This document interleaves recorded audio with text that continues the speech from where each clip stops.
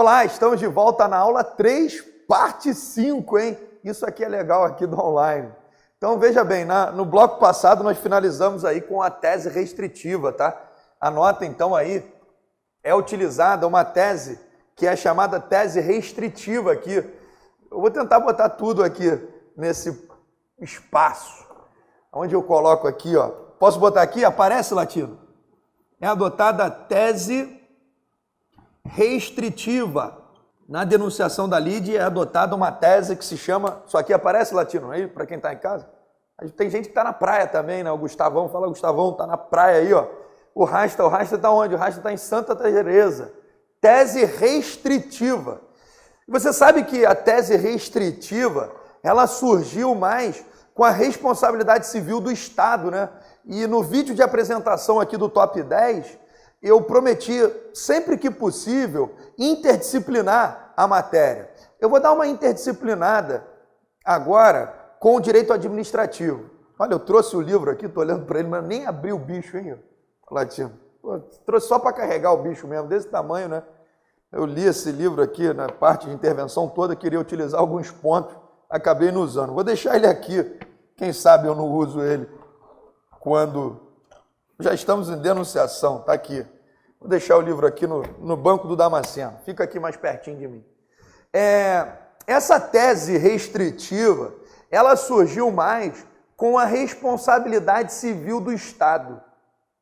Responsabilidade civil do Estado.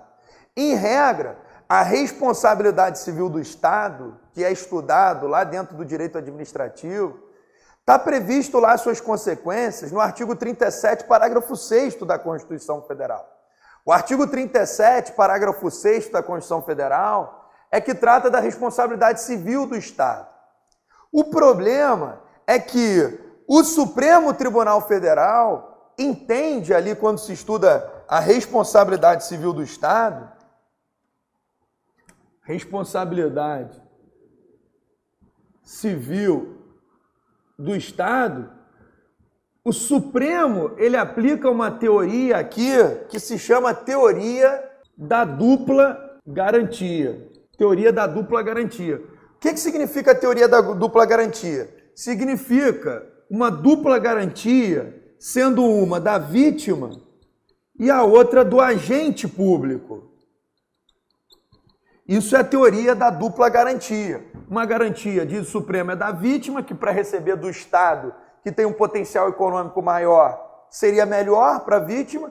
E o agente, porque a responsabilidade civil do agente, ela é subjetiva. Diferente da responsabilidade civil do Estado, que em regra, né, não em todos os casos, ela é objetiva. E aí, voltando aqui para o processo civil, na denunciação da lide é utilizada a teoria restritiva. Por quê? Lá no direito administrativo, em regra, boa parte da doutrina, alguma jurisprudência, não é um tema ainda muito pacificado, mas em regra, não se admite a denunciação da lide aqui. Então, a denunciação da lide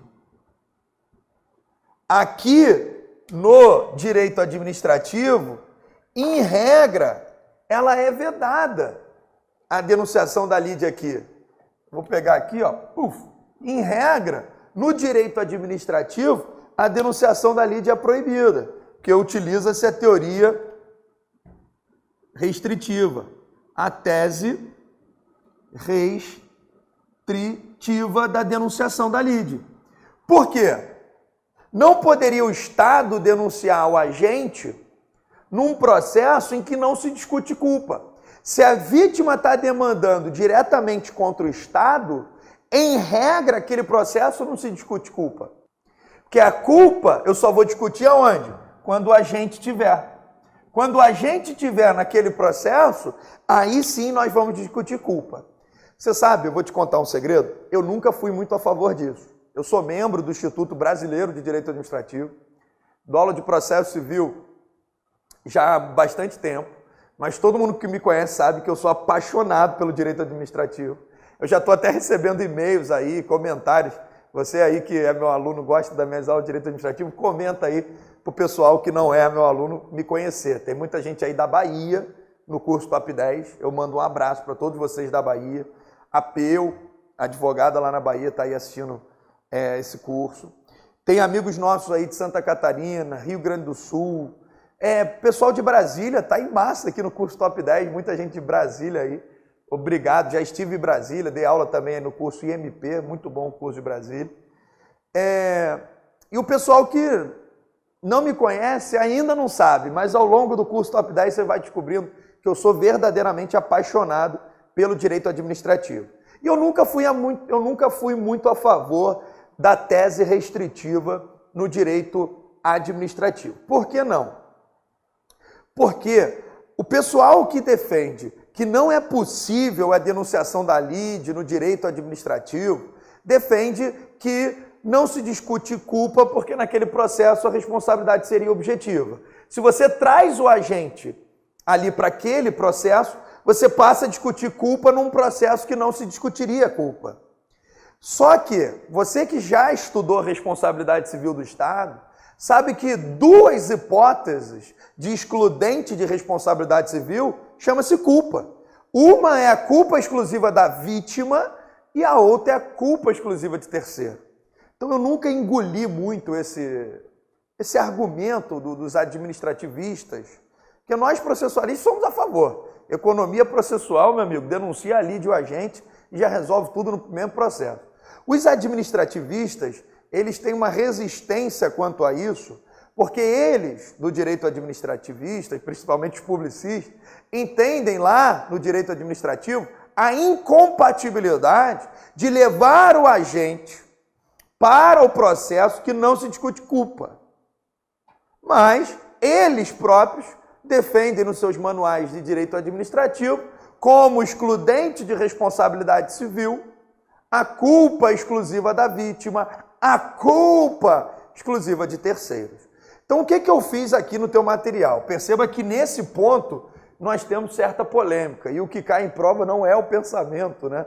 Pelo menos não por enquanto, né? Eu espero que num futuro muito próximo sim, mas não por enquanto são os pensamentos aí do professor Sancler. Eu apenas discordo com parte da doutrina processualista, eu sigo na rabiola deles. O que se adota hoje, isso você pode responder na tua prova, é a teoria da tese restritiva, né? Na dúvida, é melhor não se admitir a denunciação da lide, justamente por ela ser possível ser exercida numa ação autônoma, seja quando for indeferida, quando não for promovida ou quando não for permitida. Então nós adotamos aqui a chamada tese restritiva. E hoje é melhor você responder na prova aí conforme a doutrina majoritária. A doutrina majoritária entende que não é cabível a denunciação da lide no direito administrativo. Envolvendo o direito administrativo, não seria cabível a denunciação da lide. Como o tema é polêmico, eu trouxe algumas jurisprudências aí para você. Solta na tela, Latino. Essa tese, da tese restritiva, ganhou força especialmente nos casos de responsabilidade civil do Estado. E em demandas envolvendo relação de consumo, em razões das especificidades do direito material que envolvem essas duas situações. No tocante às ações contra o Estado, decidiu o Supremo Tribunal Federal no seguinte sentido. Presta muita atenção agora e está aparecendo aí na sua tela. Diz o Supremo, o parágrafo 6º do artigo 37 da Magna Carta autoriza a proposição de que somente as pessoas jurídicas de direito público ou as pessoas jurídicas de direito privado que prestam serviços públicos é que poderão responder objetivamente pela reparação de danos a terceiro. Isto por ato ou omissão dos respectivos agentes, agindo estes na qualidade de agentes públicos e não como pessoas comuns. Esse mesmo dispositivo, diz o Supremo, esse mesmo dispositivo constitucional consagra ainda a dupla garantia. Uma em favor do particular, possibilitando-lhe uma ação indenizatória contra a pessoa jurídica de direito público, dado que bem maior, praticamente certa, a possibilidade de pagamento do dano objetivamente sofrido. Outra garantia, no entanto, em prol do servidor estatal, que somente responde administrativa e civilmente perante a pessoa jurídica a cujo quadro funcional vincular. Volta aqui comigo. Perceba que o Supremo Tribunal Federal adota a teoria da dupla garantia. Ele fala, olha, a vítima processa o Estado, depois o Estado é que se resolva com o causador do dano, pela via de regresso. Até porque, se o Estado denuncia a lide, o agente público causador do dano, ele vai atrasar ainda mais aquele processo, que é um processo que, em tese, prejudicaria a vítima do evento danoso. Então, primeira jurisprudência que surge aí do Supremo, e eu ensino isso sempre para todos os meus alunos, meu amigo, se tem divergência, vai como o Supremo diz. Se tem divergência, marca alternativa na prova conforme o Supremo. E o Supremo, eu coloquei aqui para você, ele adota a teoria da dupla garantia, uma garantia da vítima e a outra do agente. Então ele faz ali uma análise restritiva da denunciação da lide. Solta na tela, Latino. Esse entendimento gera uma estranheza, eu coloco no teu material aí, por vários motivos. Primeiro, embora a solvabilidade da pessoa jurídica seja maior, em muitos casos o pagamento é feito por intermédio de precatório.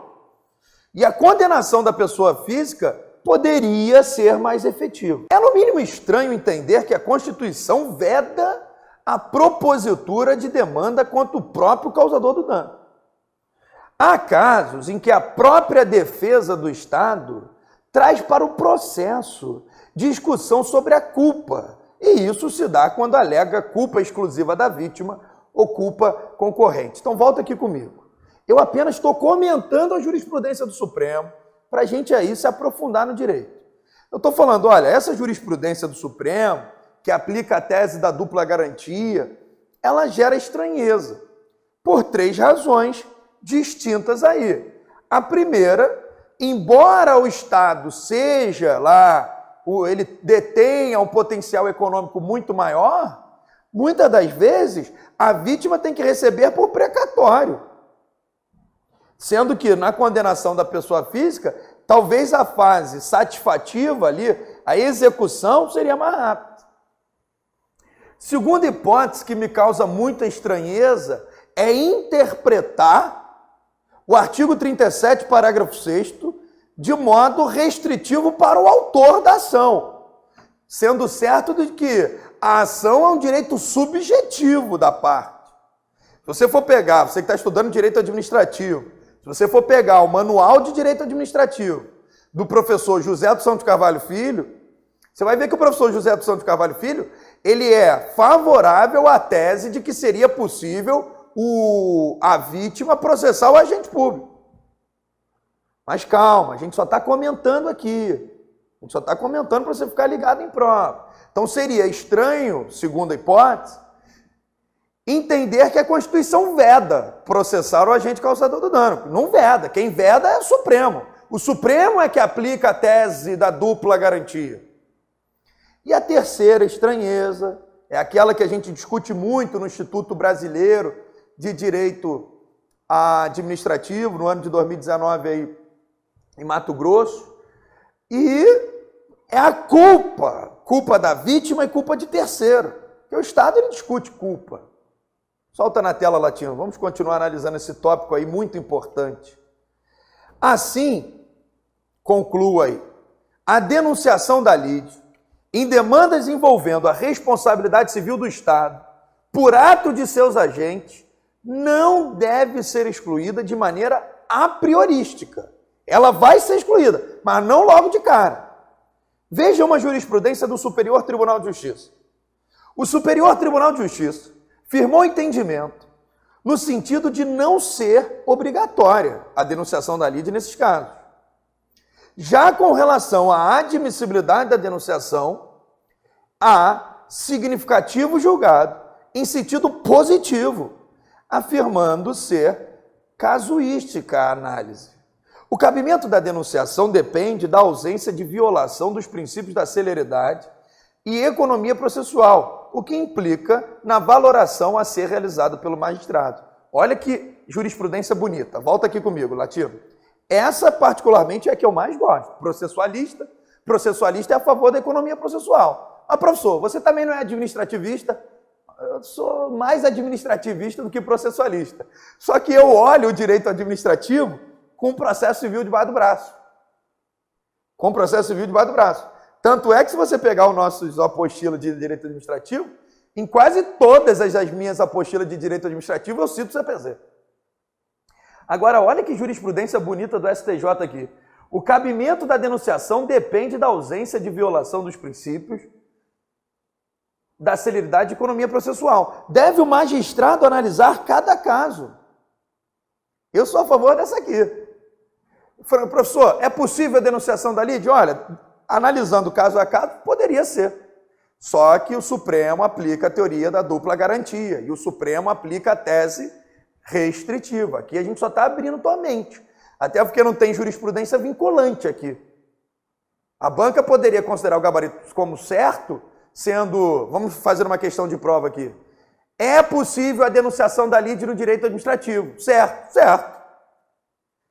É inviável a denunciação da lide no direito administrativo. Tá certo também. Professor, quer me deixar maluco? Não, meu irmão. Quero te chamar para cá. Ó. Ser concurseiro é assim, meu irmão. Mas você pode responder conforme o Supremo. É admissível a denunciação da lide no direito administrativo? Não. Por quê? Porque eu tenho jurisprudência do Supremo que não deixa. Pode responder assim, fica tranquilo. Eu não quero te assustar, não. Mas dependendo da pergunta, dependendo do nível da prova, pessoal que está estudando aí, estou muito feliz de saber que tem pessoas aqui estudando para ser juiz, treinando o processo civil comigo. Muito obrigado aí pela confiança. Vocês que vão fazer prova discursiva, é importante demonstrar os dois lados da moeda. Pessoal que tem que marcar B ou C, marca lá. Não é cabível a denunciação da lide no direito administrativo. Tá bom? Vamos seguindo? Solta na tela, Latino. Em relação às demandas envolvendo as relações de consumo, o Código de Defesa do Consumidor, em seu artigo 88, veda a denunciação da lide em demanda fundada em fato do produto. Ocorre que existe responsabilidade solidária entre todos os participantes da cadeia produtiva, de modo que eventual demanda de regresso deveria ser veiculada por meio do chamamento ao processo e não da denunciação da lide, a despeito de texto legal expresso mencionando essa segunda figura. Como quer que seja, nesses casos, fica então vedado trazer o terceiro para o processo. Anote, ainda que o Superior Tribunal de Justiça amplie a proibição para todos os casos de responsabilidade civil por acidente de consumo. Vamos lá no Código de Defesa do Consumidor que eu vou te explicar essa hipótese aqui. E aqui no top 10 eu fico bem à vontade, né? Você já viu. Não fico querendo correr com a matéria. Olha o artigo 88 do Código de Defesa do Consumidor. Olha só. Artigo 88 do Código de Proteção e Defesa do Consumidor. Na hipótese do artigo 13, parágrafo único deste Código, a ação de regresso poderá ser ajuizada em processo autônomo, facultada a possibilidade de prosseguir-se nos mesmos autos, vedada a denunciação da lide.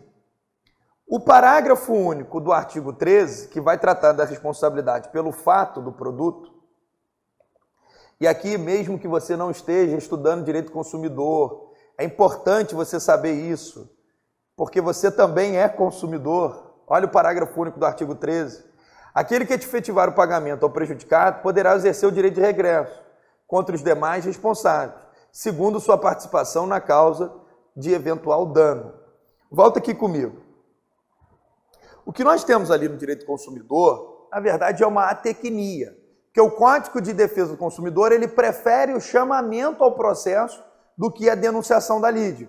Porque lá no Código de Defesa do Consumidor, vigora a regra da responsabilidade civil solidária do fabricante, do importador, do construtor, do comerciante. Lá, a responsabilidade civil, em regra, é solidária. Então, em regra, o Código de Proteção e Defesa do Consumidor, ele prefere o chamamento. Ele veda a denunciação da lide, lá no artigo 88, e lá no 101, você vai estudar aí, ele autoriza o chamamento. Por quê? A denunciação da lide poderia ser um obstáculo ao ressarcimento dos prejuízos causados ao consumidor. Que a denunciação da lide, muitas das vezes, ela atrasa um pouco o processo. E como lá, no Código de Defesa do Consumidor, um dos direitos básicos dos consumidores, está lá no artigo 6º, inciso 8º, é a facilitação da defesa de seus interesses, facilitação da defesa de seus interesses, a denunciação da lide ela acaba sendo vedada. Vamos voltar aí para os slides. Tem até uma jurisprudência aí, ó, que eu coloquei no teu material, do STJ. Olha o que diz o STJ. A vedação à denunciação da lide, prevista no artigo 88 do Código de Defesa do Consumidor, não se restringe à responsabilidade do comerciante por fato do produto, sendo aplicável também às hipóteses por acidente de consumo.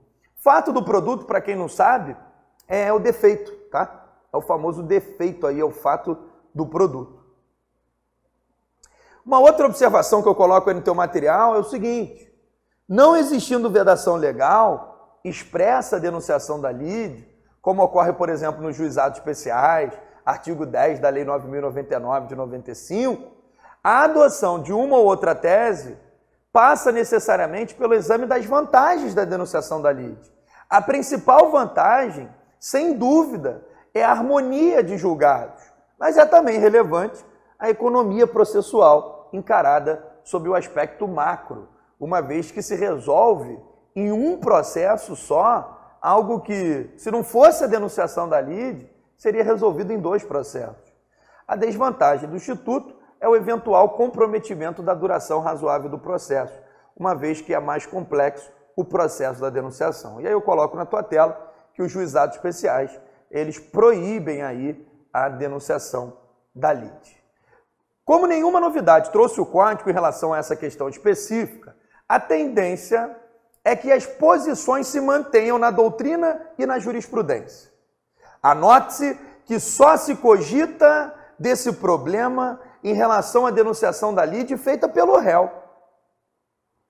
E que em uma correta análise da admissibilidade ou não da denunciação da lide deve ser necessariamente casuística, levando-se em consideração que a denunciação não se dá apenas em benefício do denunciante, mas também da parte contrária, que poderá, ao fim da fase de conhecimento, ter à sua disposição de título executivo em face tanto do denunciante como do denunciado. Ainda em relação ao inciso 2º do artigo 125, a previsão é extremamente ampla ao tratar do direito regressivo. É até uma palavra-chave. Apareceu o regresso, marca a denunciação da lide na tua prova. Não se nega que em casos de solidariedade ou de fiança, aquele que paga a dívida tem também direito regressivo em face dos codevedores. Não se nega isso. Mas, quando aparece em prova a palavra direito regressivo, você pode marcar denunciação da lide. Nesses casos, contudo, como se verá na aula de chamamento ao processo, se verá adiante, a lei prevê o cabimento do chamamento ao processo, pois aí há uma relação direta entre o autor da demanda e os chamados, diferentemente do que se passa na denunciação da lide promovida pelo réu. Como quer que seja, diante da possibilidade e da possível confusão entre os 2 institutos, é imperativa a aplicação da fungibilidade, facilitada em razão do cabimento de uma ou outra intervenção. Ao aplicar a fungibilidade, deverá o juiz necessariamente esclarecer de que modo deve ser processada a intervenção, pois há entre elas alguma diferença. Volta aqui que eu vou explicar rapidinho. A próxima hipótese de intervenção de terceiro que nós vamos estudar é o chamamento ao processo. E o chamamento ao processo vai ocorrer em caso de dívida solidária. A, B e C são devedores do latino. A, B e C são devedores do latino. Se o latino processa só o A pode chamar o processo B e C. Chama ao processo. O chamamento vai acontecer em casos de devedores solidários ou no caso do fiador. Eu até brinco nas aulas, principalmente nas aulas de véspera de prova. Apareceu o fiador, marca chamamento.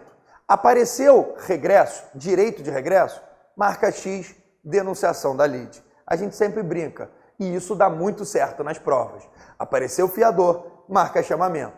Apareceu o direito de regresso, marca denunciação da lide. É lógico que a denunciação da lide, ela vai ser boa também para a parte ex-adverso. É isso que eu estava lendo agora com você nos slides. Por quê? Porque aquele que é vítima, aquele que está demandando, se houve uma denunciação, ele vai poder executar o denunciado nos próprios autos. Então, para ele que está querendo obter ali um crédito naquele processo, também vai ser vantajosa a denunciação da lide, em muitos casos. Solta na tela, Latino. Não se esqueça que só é possível uma denunciação sucessiva. E é isso que aparece na tua tela. Possibilidade de uma única denunciação sucessiva. Ainda, por fim, uma importante novidade a ser destacada, que está no parágrafo 2º do artigo 125, é a possibilidade de uma denunciação sucessiva. O Código passa a prever expressamente a possibilidade de uma única, somente uma, denunciação sucessiva, limitando uma potencial cadeia de denunciações que, em tese, era permitida pelo artigo 73 do Código Revogado. Eu coloco aí na tua tela também algumas súmulas que são aplicáveis a esse assunto, ao assunto da denunciação da lide. Nós temos aí uma súmula do STF, a súmula 188. A súmula 188 diz que o segurador tem ação regressiva contra o causador do dano, pelo que efetivamente pagou até o limite do contrato de seguro. Então, se você tem seguro, né? Sei lá, você tem seguro com a Porto Seguro ela tem legitimidade para propor uma ação regressiva contra aquele que causou o dano.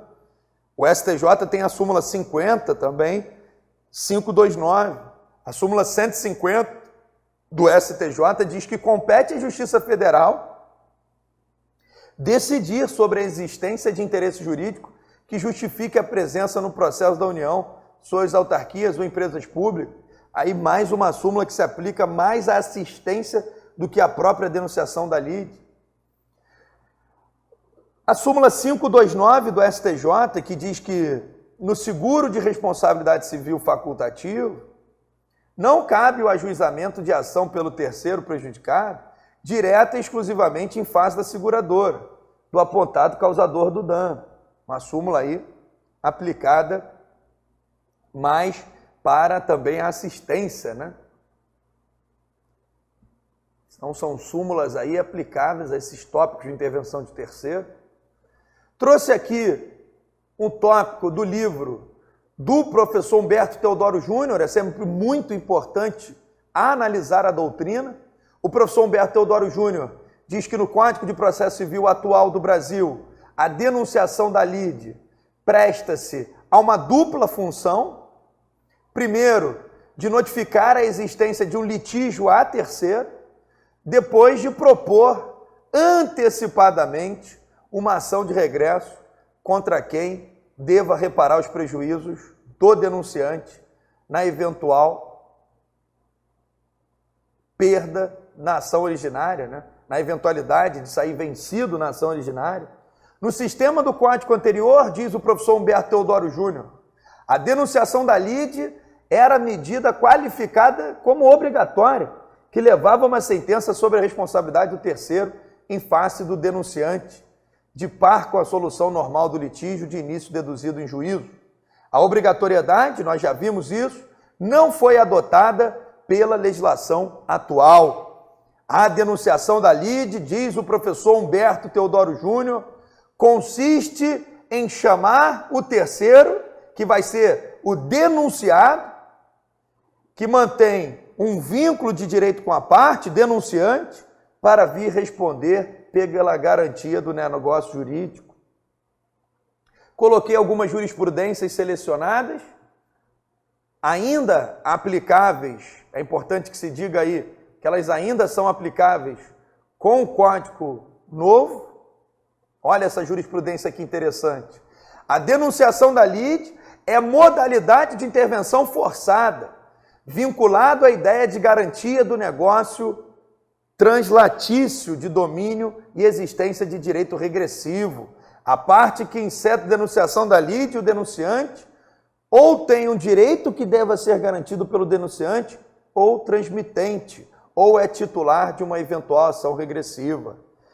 Numa outra jurisprudência, nas demandas em que se discute a responsabilidade civil do Estado, a denunciação da lide ao agente causador do dano é facultativa, cabendo ao magistrado avaliar se o ingresso ocasiona prejuízo. Aqui nós temos o artigo 126, dizendo que a citação do denunciado será requerida na petição inicial se o denunciante for o autor, e aí nós já vimos isso. Teremos uma hipótese aí no artigo 126 de litisconsórcio eventual. Ou, feita a denunciação pelo réu, deve ser posta na contestação. Toma cuidado com isso. Ela deve ser lá na contestação. E, feita na contestação, primeiro vamos analisar quando ela é feita pelo autor. Está aparecendo na tela aí, não está, Latino? Procedimento da denunciação requerida pelo autor. Trata-se de uma regra procedimental afinada com o objetivo de simplificação do procedimento. Em se tratando de denunciação promovida pelo autor, já se foi dito que se trata de um litisconsórcio eventual e, portanto, é óbvio que isso deve ser feito desde logo na petição inicial. Afinal, seria absolutamente ilógico que, em qualquer caso de litisconsórcio, aliás, fossem apresentadas petições distintas em relação a cada um dos réus. Então, volta aqui comigo na tela, Latino. Denunciação da lide promovida pelo autor, nós temos lá o litisconsórcio eventual. Litisconsórcio eventual. Tá? A gente apenas está voltando nesses tópicos. Perceba que o que eu estou tentando fazer com você é analisar as doutrinas. Pegamos ali no início a doutrina da professora Lia Carolina, professora da PUC de São Paulo. Agora pegamos aqui uma doutrina aí do professor Humberto Teodoro Júnior. O que eu quero chamar a atenção contigo aí, principalmente para as provas, é a denunciação feita pelo réu. Essa aqui é muito cobrada em prova. A denunciação feita pelo réu. Vamos analisar, solta aí na tela, Latino. Essa tem que ser analisada com muito cuidado, porque quando a denunciação é feita pelo réu, podem acontecer aí 3 situações distintas que nós vamos analisar. Procedimento da denunciação requerida pelo réu. No tocante à denunciação requerida pelo réu, é extremamente saudável a previsão segundo a qual deve ser feita na própria contestação. Agora nós temos a concentração dos atos lá na contestação. Inclusive no top 10 tem uma aula só de contestação. O CPC de 73 dispunha que a denunciação deveria ser requerida no prazo da contestação, o que poderia gerar dúvida a respeito da eventual necessidade de uma petição autônoma, já que a denunciação da lide é o exercício do direito de ação. Vale esclarecer, contudo, que, em regra, o réu não é obrigado efetivamente a contestar a demanda, impugnando a pretensão do autor. Para poder promover a denunciação da lide, ele não é obrigado a fazer a contestação. Poderá limitar-se, por exemplo, a requerer a denunciação da lide. Uma possível exceção a essa regra está no artigo 787, parágrafo 2º do Código Civil, que impede o segurado de reconhecer sua responsabilidade ou confessar a ação, que é uma regra que nós temos lá no Código Civil.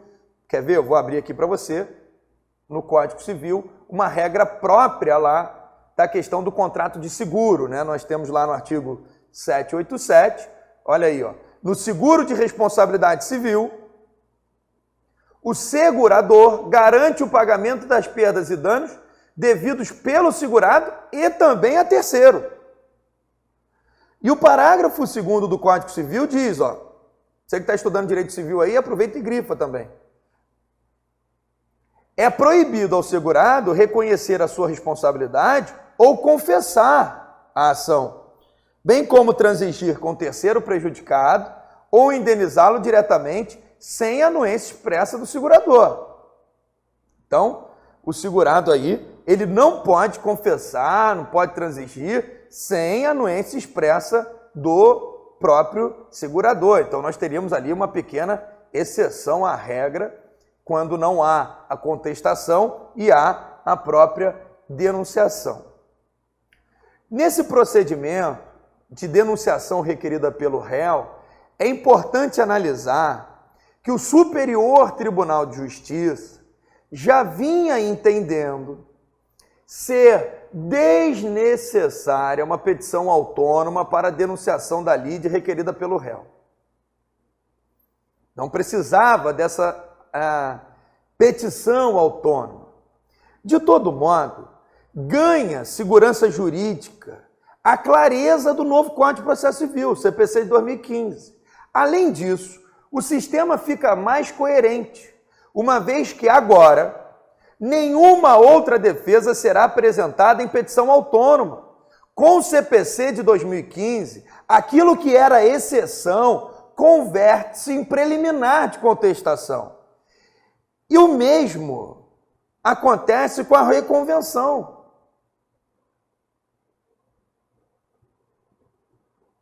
Pois a reconvenção, diz o artigo 343 do Código de Processo Civil, tem que ser apresentada dentro da contestação. Recomenda-se, todavia, que a denunciação seja requerido em um capítulo autônomo da petição inicial, de uma forma bem destacada, para não gerar dúvidas. Volta aqui comigo. Você que é meu aluno, já assistiu a minhas aulas de contestação, sabe que eu chamo a contestação de geladeira cônsul, cabe tudo na cônsul. A regra agora no CPC é a denunciação da lide feita pelo autor tem que estar na petição inicial. Se a denunciação da lide é feita pelo réu, tem que estar na geladeira, na cônsul, na contestação. É a concentração dos atos agora. Vai tudo lá. Não vai marcar lá na sua prova que a denunciação é feita por uma petição autônoma ou que a denunciação é feita por uma exceção. Não, não. A denunciação ou é feita na petição inicial ou é feita na contestação. Isso está tudo no artigo 126 do Código de Processo Civil. Volta na tela, Latino. Esse tópico é muito importante. Ausência de denunciação e preclusão. Aqui eu não tenho pressa. Se precisar gravar 20 blocos de denunciação da lide, eu vou gravar 20 blocos. Eu quero que você pegue ponto a ponto, que você imprima esse material, que você grife, que você, de fato, possa entender. O momento adequado para a denunciação é a inicial, no caso do autor, e a contestação no caso do réu. Observação muito importante, não requerida nesses momentos específicos, haverá preclusão dessa faculdade e eventual direito do autor ou do réu, em face dos potenciais denunciados. Será discutido numa ação autônoma. Volta aqui comigo, Latino. Ela é facultativa. Se ela não foi promovida, ela pode ser requerida numa ação autônoma. E você tem que ver o momento dela ser promovida. Não obstante ela ser, a denunciação da lide, ela ser facultativa no novo Código de Processo Civil, ela tem um momento adequado. O professor Alexandre Câmara até chama isso de regra. Regra da eventualidade. Isso é uma regra. Regra da eventualidade. A eventual oportunidade de denunciar a lide, sob pena de preclusão, se for o autor na petição inicial, se for o réu na contestação.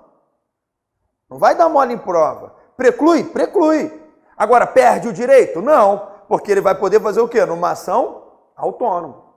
Salta na tela, Latino. E olha os prazos aí para a citação do denunciado. O artigo 131 do CPC de 2015, que está no capítulo relativo ao chamamento ao processo, prevê os prazos para que seja efetivada a situação do denunciado. São 30 dias, se o denunciado residir na mesma comarca, seção ou subseção judiciária. E 2 meses, se residir em outra comarca, seção ou subseção judiciárias. Ou ainda, lugar incerto.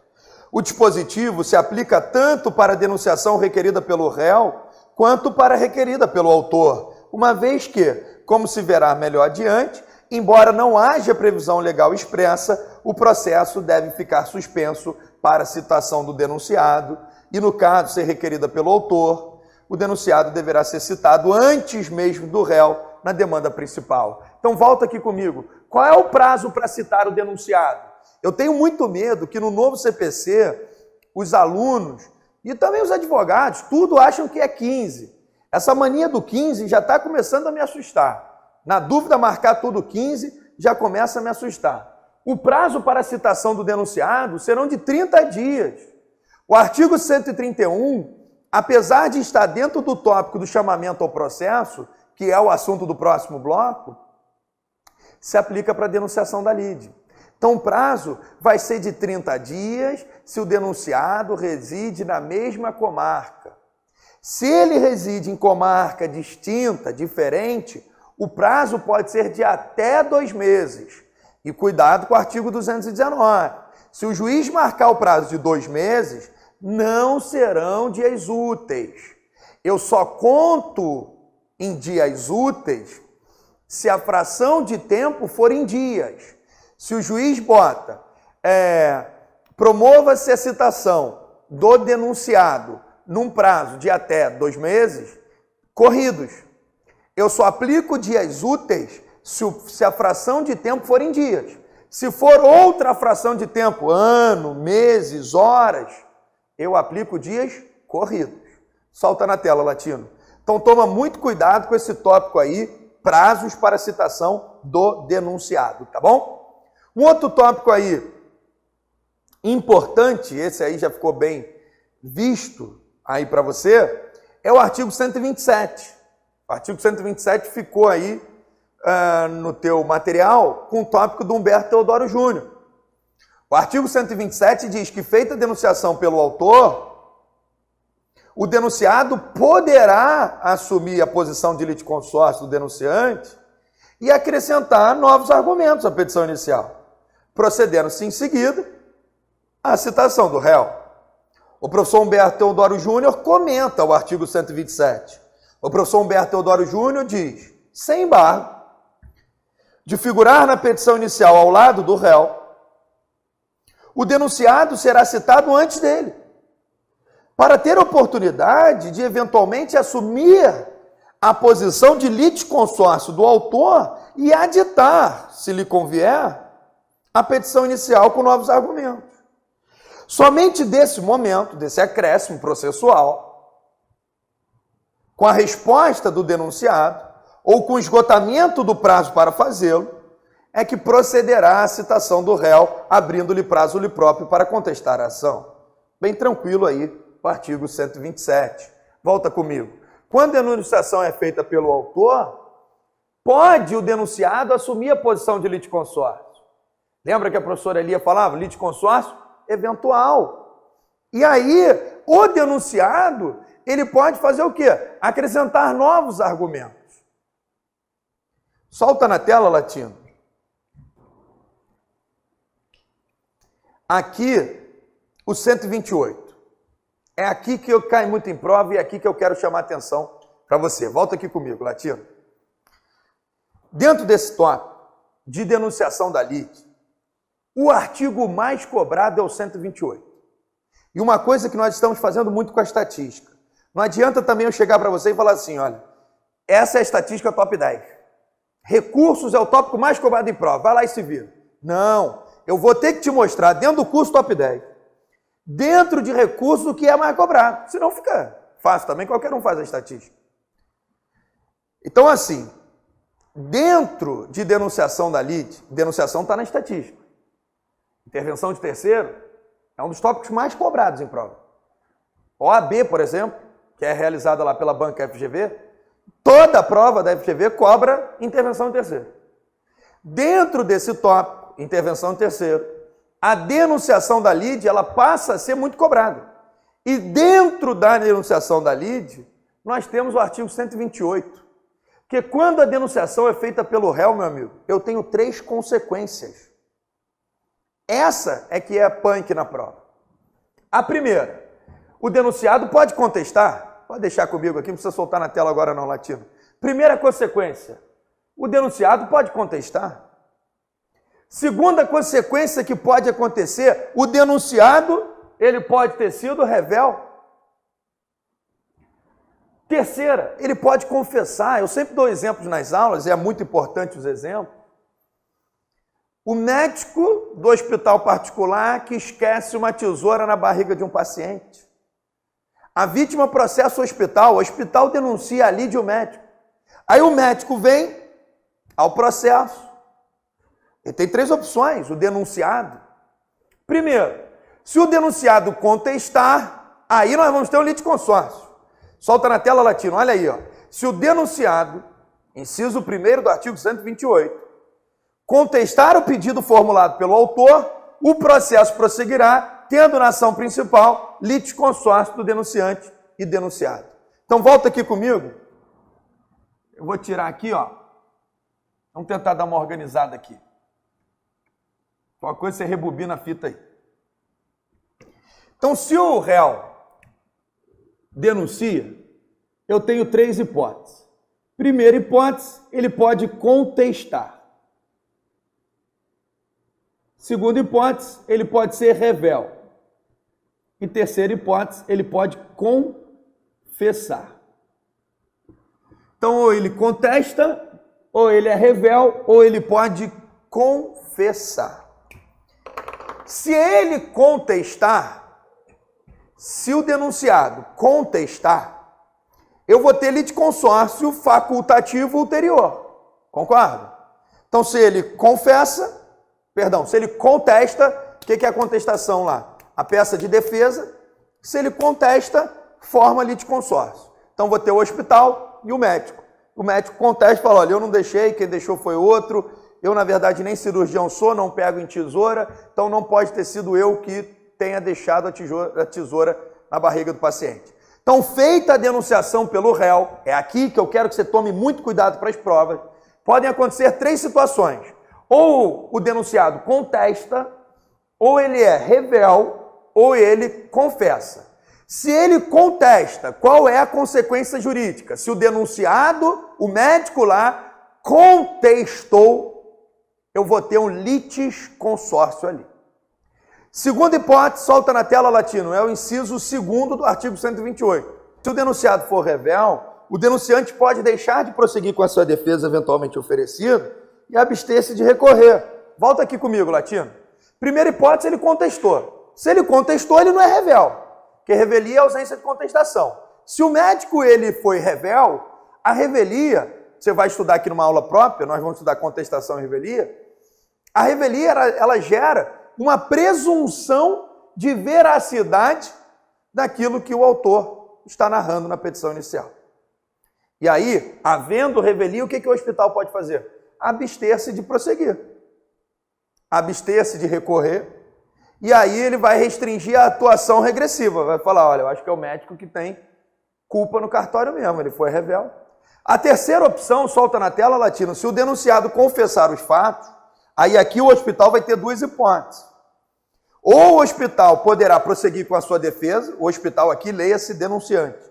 O denunciante poderá prosseguir com a sua defesa, ou aderindo a tal reconhecimento, pedir apenas a procedência de ação de regresso. Então veja bem, volta aqui, Latino. Se o denunciado confessa, lembra disso, o artigo 128 é o mais cobrado em prova. Feita a denunciação pelo réu, o denunciado tem 3 opções.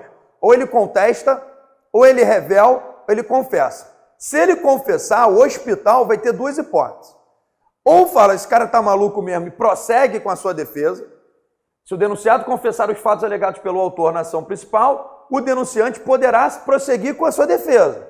Esse cara está maluco, vou prosseguir com a minha defesa. Ou aderindo a tal reconhecimento, pedir a procedência da ação de regresso. Falar, já que ele está confessando e que ele deixou a tesoura na barriga do paciente, condena ele aí, que ele está confessando. O parágrafo único é muito importante para as provas. Procedente o pedido da ação principal, pode o autor, por isso que eu falo, a denunciação da lide, ela vai ser boa para o autor também, quando feita pelo réu. Por quê? Porque pode o autor, se for o caso, requerer o cumprimento de sentença também contra o denunciado. Lógico, nos limites da condenação desse. E para finalizar, deixa comigo aqui, Latino. Para finalizar, eu queria ler o artigo 129 aqui com você. Solta na tela. O 129 para finalizar esse bloco de denunciação da lide. Se o denunciante for vencido na ação principal, o juiz passará o julgamento da denunciação da lide. E se o denunciante for vencedor, a ação de denunciação da lide não terá o seu pedido examinado, sem prejuízo da condenação do denunciante ao pagamento das verbas de sucumbência. Vem comigo aqui que eu vou interpretar o artigo 129. Lembra, o hospital denunciou o médico. Vamos supor que o hospital tenha ganhado a ação. Provou que ninguém esqueceu tesoura na barriga de ninguém. Olha, o hospital ganha a ação contra a suposta vítima, mas ele fica sucumbente aqui na denunciação da lide. Que a denunciação da lide não é uma antecipação de uma ação de regresso? Então, o parágrafo único diz, se o denunciante for vencedor, ou seja, se o hospital ganhou a ação de denunciação não terá o seu pedido examinado. Ou seja, eu não vou examinar o processo inicial da vítima com o médico. Essa não vai ser examinada. Por quê? Porque o denunciante ganhou. Quem ganhou aqui foi o hospital. Sem prejuízo, diz o parágrafo único do artigo 129, sem prejuízo da condenação do denunciante ao pagamento das verbas de sucumbência em favor do denunciado. Então, o hospital, ele acabou ficando sucumbente com o médico. O hospital ganhou a ação contra a vítima, mas o hospital perdeu a denunciação aqui, que a denunciação é uma futura, uma antecipação de uma futura e eventual ação regressiva, tá bom? Nesse bloco nós vamos ficando por aqui, já no próximo bloco vamos entrar no tema aí, chamamento ao processo, tá bom? Estou bem à vontade aqui, lendo aí os slides com você, dando exemplo, tentando organizar o teu caderno aí, lembrando que ao final de todas as aulas nós temos aí as aulas de exercício. E além disso, você tem um material completíssimo aí, que é a sua apostila em PDF, que ela também é muito mais completa do que os slides, do que as minhas aulas, do que as aulas de exercícios. PDF são verdadeiras obras de arte. Um grande abraço a você e até a próxima.